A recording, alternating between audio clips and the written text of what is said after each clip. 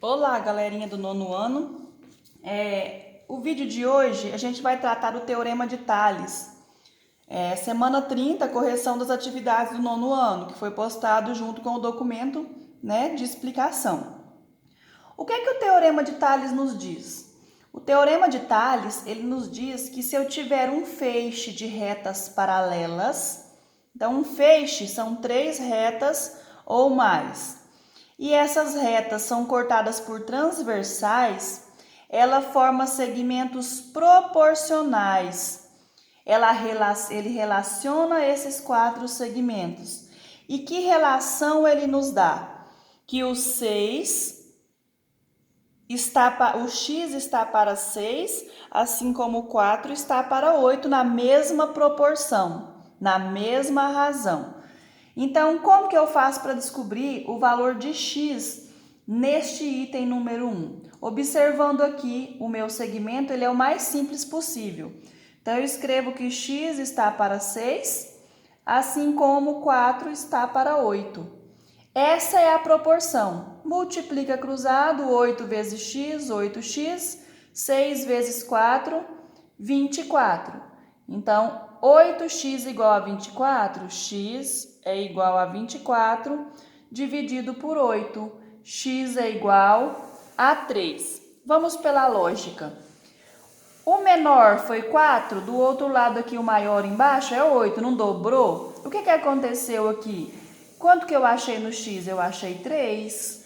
Por quê? Porque o de baixo é o dobro dele. Então, a relação que eu tenho é essa.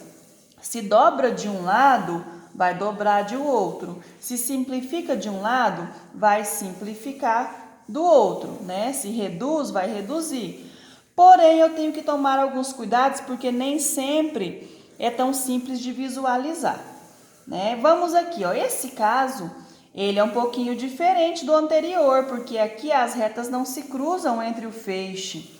Aqui as retas se cruzam entre o feixe em cima da reta paralela S.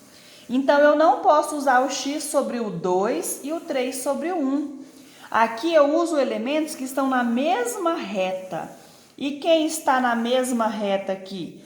Quem está na mesma transversal? É o 3 e o 2.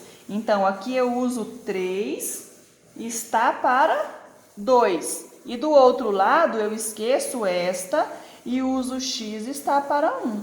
X está para 1. Se eu não observar que elas se cruzam aqui, eu vou montar x sobre 2 e 3 sobre 1 e vai dar errado. Então, 2 vezes x, 2x, 3 vezes 1, 3. Então, x é igual a 3 sobre 2. 3 dividido por 2, 1,5, né? Metade de 3.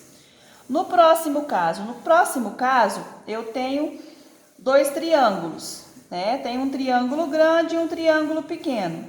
Na semana anterior, eu expliquei para vocês como a gente faria separando um triângulo do outro. Porém, agora, como a gente trabalhou o Teorema de Tales, a gente pode aplicar esse Teorema de Tales nesses exercícios que envolvem semelhança de triângulos. Por quê? Somente porque ele diz que esse lado é paralelo com esse lado. O que é paralelo?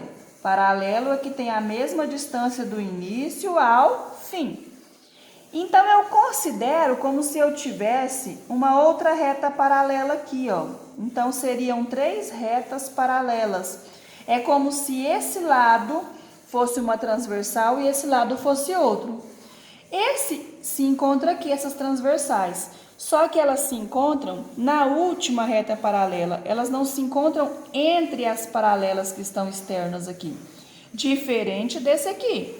E esse desse triângulo, eu resolvo exatamente igual eu resolvi o primeiro exercício, né? Então, vamos lá. Como que eu fiz o primeiro? X está para 6. Aqui eu tenho x e o 13 no mesmo lado, na mesma reta. Então, x está para 13. Assim como, do outro lado, 8 está para 16. 8 está para 16. Vamos observar o que aconteceu? Aqui era 4, virou 8. Então, dobrou. Aqui é 8 virou 16, dobrou.